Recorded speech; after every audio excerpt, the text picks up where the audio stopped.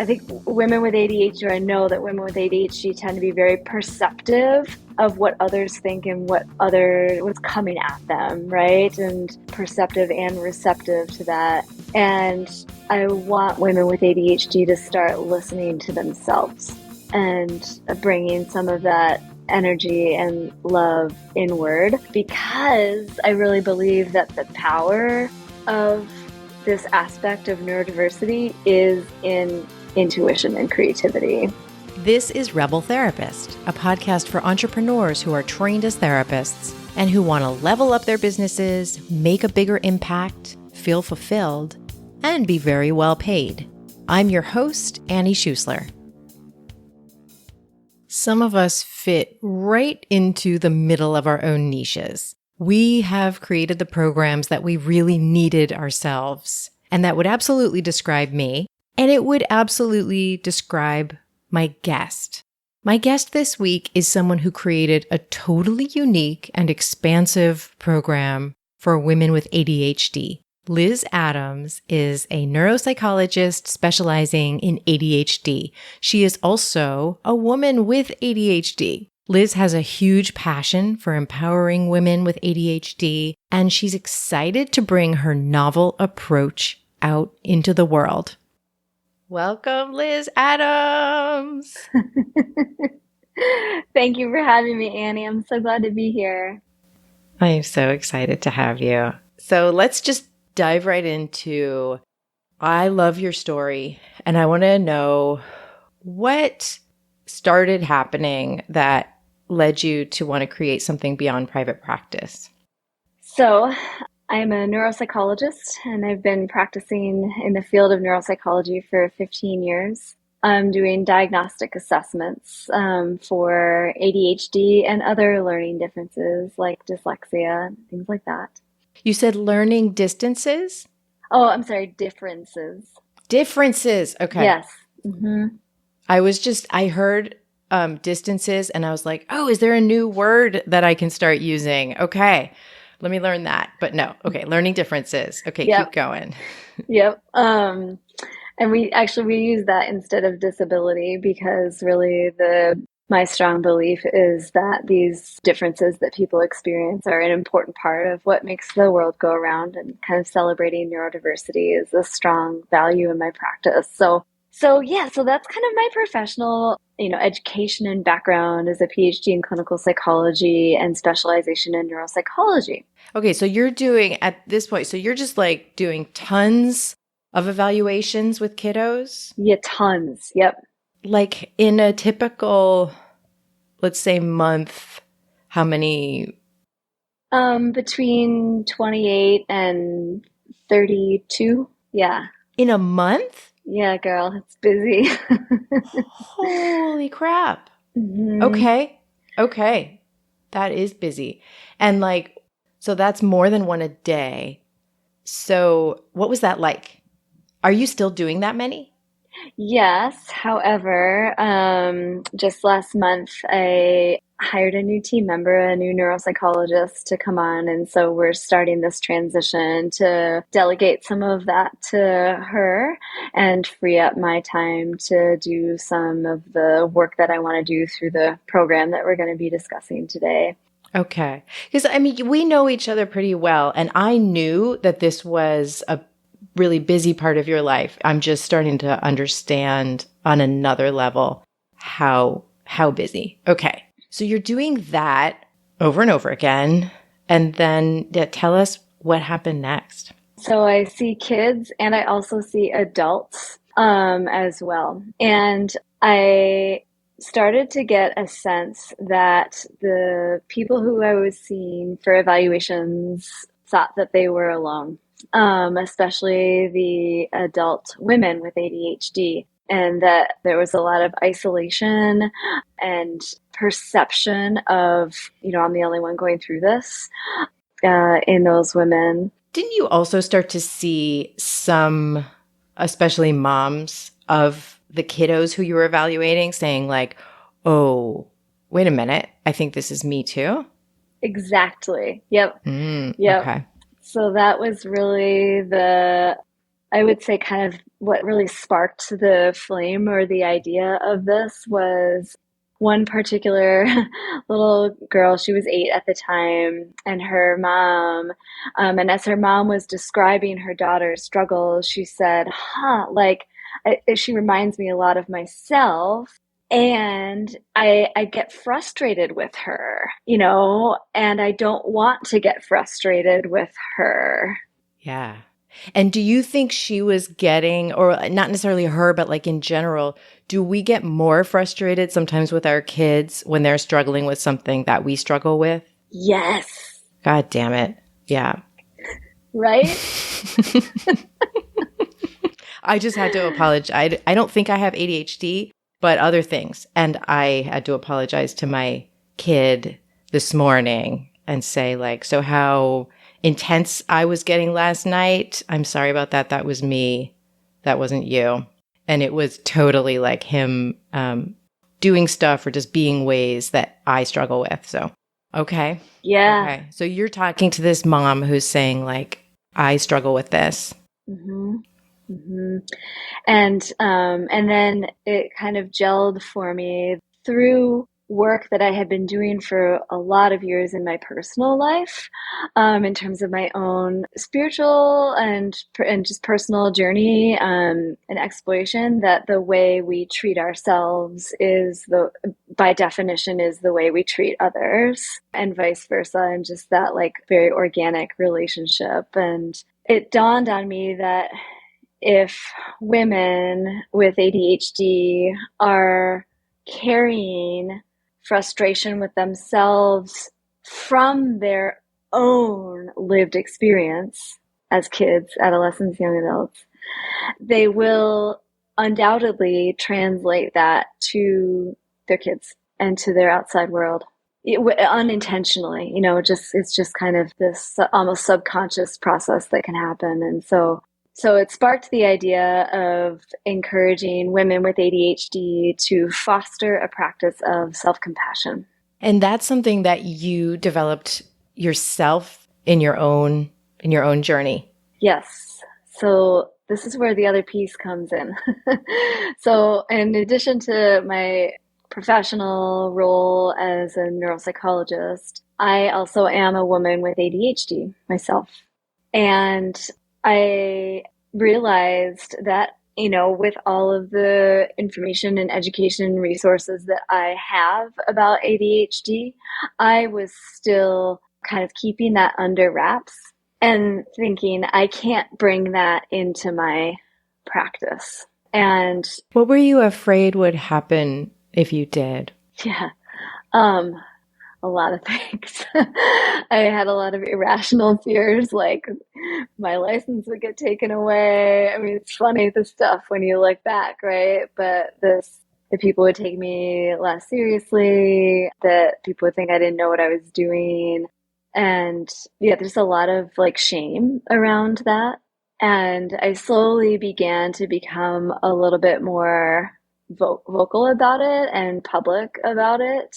And the funny story is that I was giving an interview to a journalist for the New York Times one day. And on the topic of ADHD in women, she had reached out to me because I'm a neuropsychologist as like an expert in the field. And right at the outset, I used the pronoun we in reference to women with ADHD. And being an astute journalist, she said, wait, did I just catch you using the term we? And so then it was, the cat was out of the bag, and it was kind of a neat experience. When did that interview happen? That was about 2 years ago. 2 years ago. Okay. So that started like really a coming out process. Mm-hmm. Yeah. So what did you create first when you started stepping beyond your private practice? Yeah, so my main goal was to start to broaden my audience essentially. And so the original idea for the program was called Compassion Breeds Creativity. And it's actually interesting because looking back at my original writings on the idea, it really has remained the same. But the original idea was for women with ADHD who were parents of kids with ADHD. And the idea of kind of fostering self-compassion, in an effort to then bring that sense of compassion to their parenting relationship. And so then the program then evolved to just become for any woman who identifies with the symptoms of ADHD and may or may not have a diagnosis. So, not just moms, but all women, and making sure that the program is accessible for women who might not have a diagnosis because women are very often undiagnosed or missed in the diagnostic process. And it's so interesting because you're someone who can and does diagnose people. So do you find that there are any limitations to that? Like, do you ever feel like there's a downside to people coming into the program and not having been diagnosed by somebody? That's a good question. No, in fact, there have been a handful of people who have kind of used the platform of the program as a way of exploring their own hunch about their aspects of neurodiversity. It is definitely not designed to be a diagnostic process by any means, but just kind of giving some education to that as well. Mm-hmm. Okay, I love that. And I feel like we hear more and more about the idea of people not needing to get a diagnosis from a professional in order to identify with a community. Yes. And hearing that from you who does evaluations, it's really interesting. Yeah. Yeah, I just see it all the time in my practice, women who've gone for years and years with, depression or anxiety diagnoses, and no one had thought to even inquire about ADHD or executive functioning for these adult women. And so, yeah, so that's kind of the idea, is kind of broadening the kind of schema and perception of ADHD beyond something that's like a dichotomous thing, and into just like a struggle with executive functioning that can exist in a lot of us. Yeah. Can you name, just for those of us who don't know as much, can you name a couple things, how that shows up, executive functioning stuff? Yeah. So a lot of the primary concerns involve things like time management, organization, motivation, sometimes impulsivity or disinhibition, especially in social contexts, and then emotional regulation. That just gave me an idea. Do you ever do, for your community, for your audience, any kind of planning the year ahead sort of ritual or process? That's such a cool idea, Annie. And I've got this little idea for a program in the works for 2023 that's going to be kind of like a half-day workshop that is kind of going to be a co-working session to do some so this process, I call it future visioning. That's just like my own term, and it can be a really, really tough thing to make the time and then to look into our own futures. And I have gotten feedback from a lot of women that they would really appreciate a holding space for that process. So that's cool that you said that. Yeah, it's on my radar. Mm-hmm. Yeah, because as you were naming those ways that it shows up, and right now we are recording this towards the middle of December. And so I'm getting ready to do my planning stuff, and I do a public one too, which will have already happened by the time this drops. But those are some of the things that I feel like come up so strongly at this time of year around motivation and time management, all the things that you just named. And I was just thinking, yeah, for women with ADHD, this really, I can see people appreciating a process that you create for them that, takes into account what they most need and struggle with and their gifts too. So that's like a reframe that seems like it's in a lot of your work, is falling in love with the way that your brain works. Can you talk a little bit about that and maybe what it's been like for you to fall in love with your own brain? Yeah. I mean, that's kind of neat because the program that I put together really came out of my own process of self-compassion and, yeah, falling in love with my brain. And so it's an interesting thing, right? That we tend to we tend not to like naturally love ourselves, which is kind of interesting if you think about it, you know? Well, do you think we naturally don't love ourselves, or do you think like we do at first? Because I think I really got a kick out of myself for the first few years. But yeah, Yeah. keep going. Yeah, I think that like as kids, yeah, we're totally like crushing on ourselves, I think, in a really beautiful way. And then somewhere along the line, we start to look outward for feedback and start to kind of define ourselves based on what our environment says or how our environment responds to us. And I think that's especially true for women, especially true for women with ADHD, that we tend to look outwards for that definition.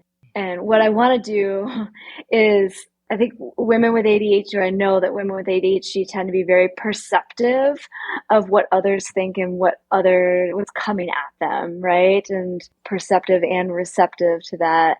And I want women with ADHD to start listening to themselves and bringing some of that energy and love inward, because I really believe that the power of this aspect of neurodiversity is in intuition and creativity. Mm. Yeah.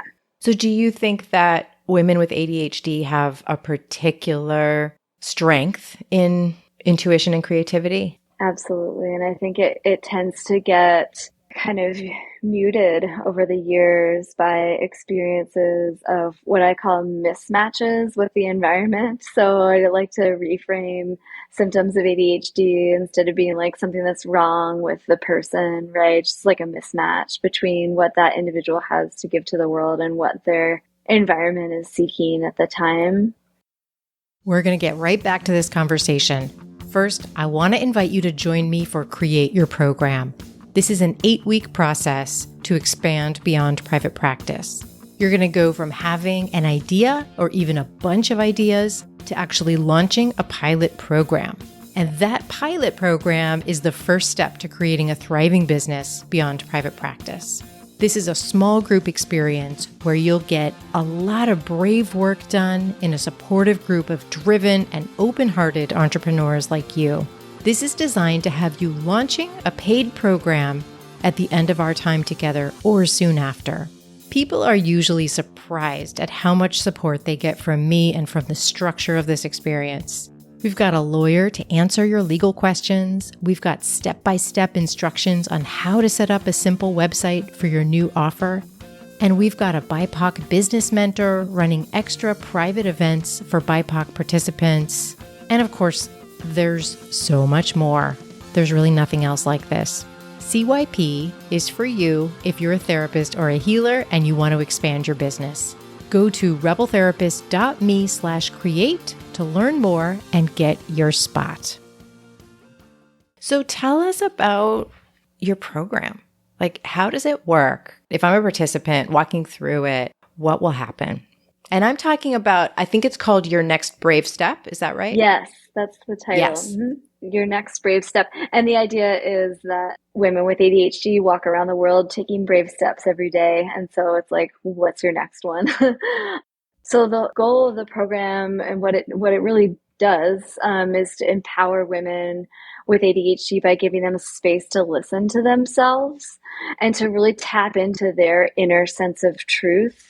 They find power in self-reflection and camaraderie with others in their cohort. And I'll tell you, it's hard to describe that moment of guiding a woman gently out of isolation and shame and kind of into a space where she realizes that she's not alone in this cohort of women. It kind of like chokes me up even just like describing it, because it's such a powerful experience to draw these women together and have them talk about things that they've experienced a lot of times in isolation for a lot of times their whole lives. So that's kind of the outcome, and holding space and creating space for women to tap in and listen to themselves. So that's kind of the outcome. I have to say, like, whenever I have gotten like a communication video from you after you've run one of these groups, you're always glowing and just like These women are amazing. The things that just happened were so profound. And yeah, so I know that what goes on there is huge. Yeah, totally. I mean, totally. I really feel like honored to be able to be in this role of like hosting and bringing these women together. And it's like so neat being on these calls because it's organic and how the people connect with each other and how they interact with the exercises. It's just, yeah, I'm always blown away. Every single time I'm blown away, like walking on air after even every session. So I mentioned this to you before that this truly is like my life's work. Like I have no doubt about that this is the thing that I'm meant to do in the world. So, okay, so yeah, so the bones of the program, it's a 6-week interactive workshop series that is 6 90-minute Zoom sessions during which we do guided practices for things like self-reflection, cognitive flexibility, imagination, future visioning, things like that. And it's so powerful, like I said, to kind of have that shared experience within the cohort. So it's like 6 weeks of these Zoom sessions. And in between the Zoom sessions, the participants are working on their guidebook. So everyone gets, when they sign up for the program, I zip over to the FedEx store and mail everyone out a paper copy of my like 60-page self-study guidebook that includes a bunch of guided self-reflection exercises that are organized into 5 modules. And so the idea of the program is week 1, show up and meet a bunch of other women with ADHD, go home, and sometime during that week, sit with your guidebook and reflect and do your exercises, come back the next week, and we discuss the exercises and do some live practices as well. Amazing. Okay, so deciding to do a physical workbook, was that, okay, this is going to sound like a pun, but was that a no-brainer for you, or did you Nice. have to think about that? Nice. Get this. So I did a beta group in March of this past year, and I had put all this time and resource into making the guidebook a fillable PDF. And there were 8 women in my beta group, and they were all like, yeah, no, we're going to need this on paper, Liz. Interesting. So that was super clear. It was so clear. Like, it was so clear from all of them. And then it was funny, Annie, because I was like, I looked at my own process, and here I am with my stack of paper journals from all the years. And I'm like, that's how I operate. Why would these women who are drawn to this program not operate that way? Right. And so I switched it up. So now, I mean, a couple of people want the fillable PDF, but I think most people appreciate having a physical book. Yes. So great. So then in a session, let's say like in a typical session, maybe not session 1, how structured is your time and how kind of loose is your time? Like, do you have an outline where you're like, I'm going to cover all of these things, or how does that part work? Yeah, so that has been such a great and fun experience. So I did kind of like my classic thing, which is like I over prepare, not because I'm like good at it, but because I'm nervous.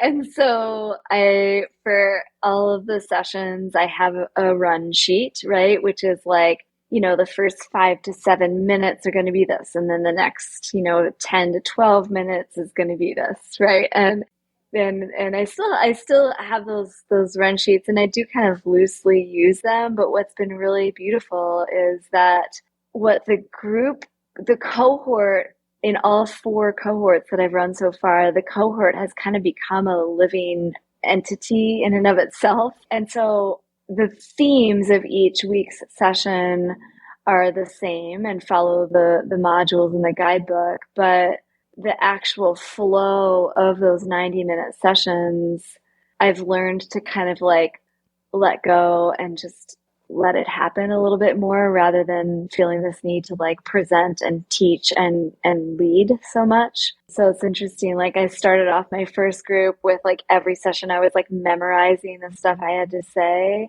And now Mm-hmm. for this fourth cohort that I've run, the hour of preparation that I do before the call is yoga and meditation. Oh, Yeah, it's cool. so that means you're really getting yourself ready, Yes, right? that's To it. be That's it. really That's it. present. Yep. Hmm. That's brilliant. Okay, that's interesting. Right before this conversation, I was I was going to prep for this interview and then what ended up happening was that part of the prep was me just going on a walk Yes. and realizing that there was very little, because I already know you, there was very Yeah. little prep that I needed to do logistically or, in terms of like what exactly will the questions be. Yeah.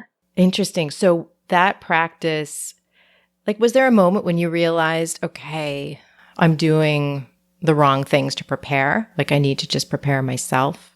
Yeah, I would say that it was, I would say, kind of midway through the second cohort that I was running, I recognized in myself this like nervous belly and kind of tight throat feeling that I know well that I was getting on like Tuesday afternoons before the calls. And then I thought to myself, wait a second, the whole reason I created this is because I'm passionate about it and I love it. And I'm trying to teach women how to trust themselves. So, like, how about I try a little bit of that out, right? And so that's when that shift happens. Happened for me is I realized, you know what, I've already prepared this content. I already know it on a deeper level than what I'm about to memorize. And that's when I kind of started my practice of preparing my mental space to be receptive and open to facilitate rather than teaching. Anything else you want to say about the bones of the program itself? I kind of just wanted to name the five modules because I love talking about them. So, the five modules in the book are the first one is called Opening the Door. And this is where I have participants put words to a hunch that they have. And it's a cool process because it just inevitably is people are like sometimes surprised by what comes out onto the paper when I ask them what their hunch is for the next brave step. And then like at the end of the program, a lot of times people are like, oh my God, I had no idea how true that little thing was, when I put it down. So module one is opening the door. Module two is bringing neutral awareness to ADHD symptoms. And we do a retrospective chronology at looking back on our own lives and how ADHD has impacted us. Module three is apply compassion. And we do things like writing a thank you note to a younger aspect of ourselves. Module four is called Unlock Creativity. And this is where we do that future visioning practice that is like so truly powerful. It's a little bit of like a conjuring process where we use images and we tap into all the five senses and really conjure and try to see the future. And then module five is called Empower Your Next Brave Step. And example of an exercise is in this module is called the Wisdom Committee exercise, where we call together a group of human beings living in the now or living in the past who we want to be on our wisdom committee and ask them what they have to say to us. And so that gives you a flavor, right, of the vibe of the program. It's very heavy on imagination and visualization and some dream work and stuff like that. So Incredible. That's incredible. So, how are people finding the program? You've run it 4 times. How have people been finding you? yeah, so some people find the program through my private practice. So if they've come to see me for an ADHD evaluation, they're invited to, participate in the group. Fortunately, there's been quite a bit of word of mouth too, which is fun. I think people have, found out about the program or done the program and then tell people that they know, and that's always nice. I have a newsletter that I send out once a week, and that's such a fun process. I never imagined that sending a newsletter could be that fun. How do you make, okay, this is great. How do you make it fun? Oh my God, Annie. So what's cool about it is that I do this stuff in my free time. I love doing this stuff. And what I realized is that, hey, I developed a program that's based on stuff that I do on Saturday mornings anyway. And so I do a lot of my content writing during my very precious weekend morning clarity times. And then I've just got like a newsletter content doc, and I pop some of those little things into the newsletter content doc and pull out what I feel is relevant for that week and zhuzh it a little bit and send it off. So I think the reason it's so much fun is because there's so much meaning in it for me. And I really want to get this message out. So yeah. Oh, that's beautiful. Do you always, I mean, you know, this is my advice. Do you always mention how to work with you in every newsletter?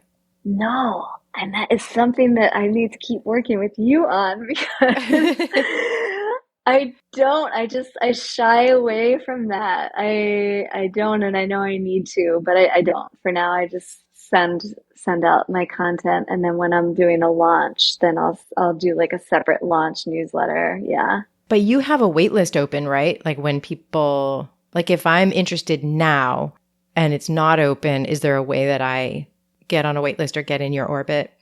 Yeah, right now what people are doing is they're just emailing me if they're interested, and then I like manually put them on my wait list, and then when the program is open, then I'll kind of reach out to them, specifically to say, hey, it's open. So that's another thing that I have That's to awesome. streamline. Yeah. I think that's great. I just think like a really easy win, probably like worth it win would be to also have a wait list there so that the people who won't reach out and say, hey, when is this happening, get that too. But I love that you're already like personally interacting with people who express interest. I've been saying, Liz, I mean, you already know this about me, but I've been saying lately that I need to put a disclaimer. I need to like give a warning to anybody who is a guest on the podcast, like you might get unsolicited business advice because that's part of what this podcast is all about. I love every ounce of business advice I've gotten from you, Annie. Oh my God. I welcome it. It's always solicited. Consider it. Okay, excellent. Do you use, because I know you're great at creating videos and they're so like just natural and authentic. Do you use videos in your newsletter? Yeah. Yeah. Yeah, I do. I love doing that. And it's funny because I never in my life thought I would say that, but I love doing the video creation. And yeah, this past spring I was sending out a video with every newsletter that I did. I got away from that a little bit because I got super busy over the summer, but I love doing that, and that's something that I want to work back towards. Yeah, I think it sometimes is like nicer for people to like watch a video than read some stuff. So yeah, and I like doing it. I should also mention, Annie, that you encouraged me to do some webinars, which I was super nervous for, but ended up loving, and they are a really great feeder for my program because what I'm doing is so unique and different, and I think it's helpful. It's been helpful for people to jump on that webinar and get a vibe for who I am and what it would be like to work with me. And so that's actually been really fun. And you know what I did? I just like you develop 3 webinars and then you don't even have to prep for it. You just kind of show up and run it. Yes, you can do like your yoga prep, but Yeah. not Yes. another. Yes, that's so good. I'm so glad. So people find you through referrals. People find you, like they sign up for your newsletter and they get to know you that way. And anything else, any other ways that people are finding you? Not right now. So that's the marketing side of this is something that I have not had a ton time to put energy into yet, and that's on my docket for 2023. And literally, so what's cool, Annie, and I took your role model on this one too, is I I have blocked all of my Fridays in 2023 for this kind of stuff. And so I have like a full dedicated time for this kind of stuff so I can really put some energy toward it. But so social media is another thing. So I do like have a social media, and every once in a while I'll post on there. We just developed some templates for that, and we're putting together content for that. And so that's another aspect of the marketing piece that we'll be getting into. Okay.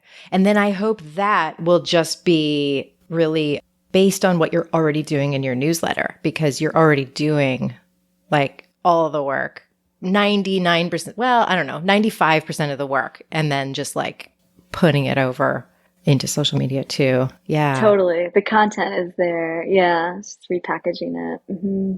Well, and even when you do get more into the marketing, I think it's so important to know what's already working so that you're not just like, okay, now I have to add 5 more tactics, but more like leaning into what's already working. So those referrals, do they tend to come from, they come like directly from your practice? They come from people who have been through the program, and then are there colleagues who are referring? Yeah. So some, although again, I haven't done a lot of work on letting colleagues of mine know that this is happening yet. So that's like tops on my list for getting the word out there, is start to let other psychologists know that I'm running this. There's a couple of psychiatrists who have referred people to my program, where the women are, getting treated for their ADHD and looking for other things or other options. So, Yeah, excellent. Yeah, it seems like a great resource for people to refer, like for people who are other kinds of professionals. This does not compete with what they're doing. Like this is right. very different than what they're doing. It will only Right. support it. Right. Yeah. It's not even like, it's kind of this space. It's definitely not therapy, but it's also not like your classic ADHD coaching, right? It's not like, I am not setting myself up to be someone to teach people like how to organize their kitchen or something like that. Like that's important. And I have colleagues who do that, and I work with someone for that myself. And so I think that's super important. But this is a space kind of in between those two things, I would say. Okay. Wait, you work with someone who helps you with organizing your physical Organization. space? Yeah. Yeah. Yeah. Oh, how does that, like, do they come into your home and do that? Well, Or, no, it's more of like a coach who kind of on a conceptual level works with me in terms of goal setting and all of those things. Not necessarily in my kitchen, but yeah, I have my own coach and my own therapist. Yeah. Great. So who do you think would be a really good fit for this program as opposed to someone who maybe this isn't what they're looking for? Yes, my target audience, the people who I really want to show up for this program, are women with ADHD, diagnosed or undiagnosed, who are creative, ambitious, and seeking insight. So it's women who might feel stuck in a way, or they might feel like they're aware of their own self-limiting beliefs. They might feel like they're alone, and they want help creating space to tap into their unique creativity. And so it's women who have this sense that there's something more for them, that they want to, that there's an expansiveness that they want to tap into. Women who are kind of curious and interested in self-reflection. So those are the women who are really good fit. And I would say not a good fit would be someone who's looking for someone to help them use with specific skills for organization and, how to use a calendar and bringing more structure into their lives. This program is really about seeking our own expansiveness and tapping more into creativity and intuition. So Beautiful. Liz, it's such a treat to talk to you. This is such a gift. I really appreciate you. I appreciate you too. It is always so much fun to talk with you, and you've really helped me with developing all of this program. So thank you, Annie. Thank you. You can learn more about Liz Adams at lizadams.com.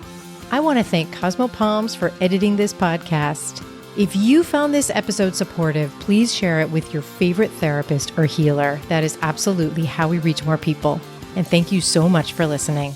I'll see you next time.